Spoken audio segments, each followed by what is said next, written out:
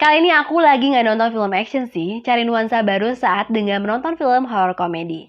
Nah, filmnya itu berjudul Lisa Frankenstein yang dirilis tahun 2024. Yang mau tahu film itu seru atau enggak, mending nonton review aku dulu sebelumnya. Check it out!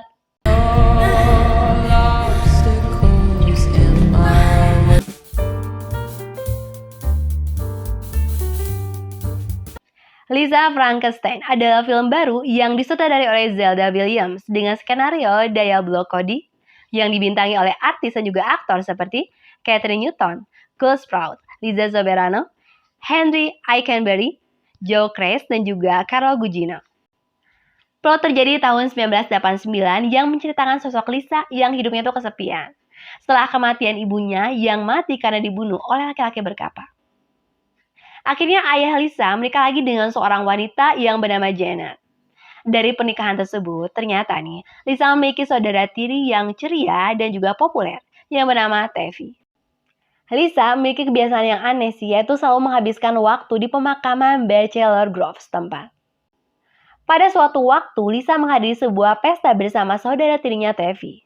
Di pesta, tanpa tidak disengaja, Lisa meminum minuman yang membuatnya itu setengah sadar dan datang ke pemakaman Bachelor Grove dan mengatakan suatu di pemakaman Frankenstein bahwa dia tuh ingin bersamanya. Saat itulah ternyata Frankenstein keluar dari kuburnya. Semua itu menyebabkan suatu konflik. Lisa Frankenstein. Awalnya aku tertarik film itu karena aku ngira bahwa akan ada sensasi yang sama seperti halnya aku menonton film Wednesday. Tapi justru berbeda, film dengan nuansa tahun 80-an yang terlihat kental banget dari properti, pakaian yang dikenakan oleh aktor dan juga aktris. Yang biasanya itu untuk setting cerita masa lampau menggunakan grading tone kuning, sedangkan ini enggak. Warna-warna kelap-kelip furnitur remaja di masanya yang memanjakan mata, sehingga segera aja sih lihatnya. Ditambah penampilan seorang Lisa yang gotik cantik gitulah, justru visual yang menjadi kelebihannya. Film yang santai banget, memang ada komedi, tapi menurutku masih tipis-tipis lah. Disebut seram melihat sosok Frankenstein juga enggak. Justru aku melihat karakter dari dua tokoh utama yang mengandung unsur psiko. Kenapa enggak? Coba aja bayangkan seorang gadis biasa dengan latar belakang gak suram-suram amat, walaupun memiliki trauma juga mengenai ibunya. Tetapi saat melenyapkan nyawa seorang pertama kalinya, kok nggak terdapat rasa bersalah? Ya lempeng-lempeng aja gitu. Karena ini bukan tema crime, ataupun psiko, ataupun war. Sehingga menurutku aneh aja sih.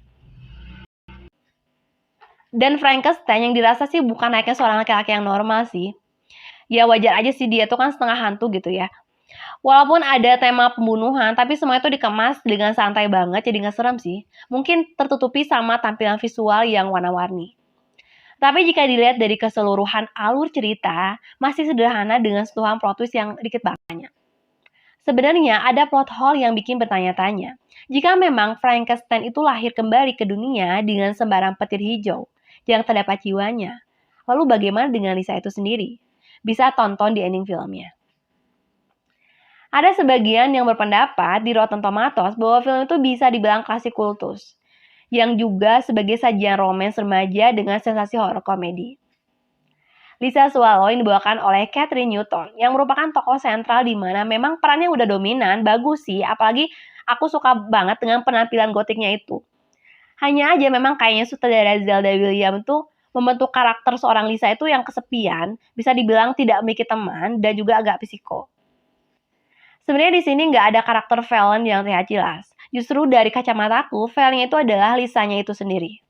Frankenstein dibawakan oleh Cole Sprouse, sama seperti halnya Lisa. Jika dilihat dari penjiwaan dari karakter ini tuh udah bagus. Cuman di sini memang karakternya tuh dibuat lebih strange. Di bagian ending cerita yang cukup seru sih, di mana akhirnya Lisa itu berpikir untuk mendapatkan solusi yang harus dijalankannya. Akhir cerita yang happy. Rating IMDb-nya 6,1 dari 10, rating Rotten Tomatoes 51% untuk Tomatometer dari 187 review, dan audience score 81% dari sekitar 250 rating. Dan rating pribadi aku 6,5 dari 10. Thanks for watching.